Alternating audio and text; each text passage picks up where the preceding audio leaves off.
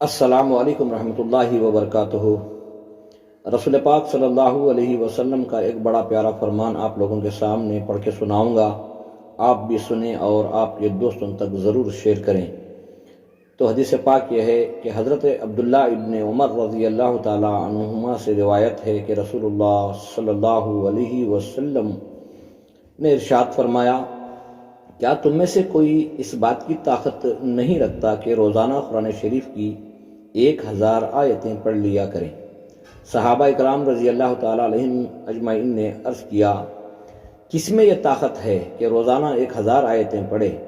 تو ارشاد فرمایا، کیا تم میں سے کوئی اتنا نہیں کر سکتا کہ سورہ الہاکم التکاثر پڑھ لیا کریں کہ اس کا ثواب 1000 آیتوں کے برابر ہے؟ تو میرے بھائیو، اس امت کی فضیلت بڑی ہے۔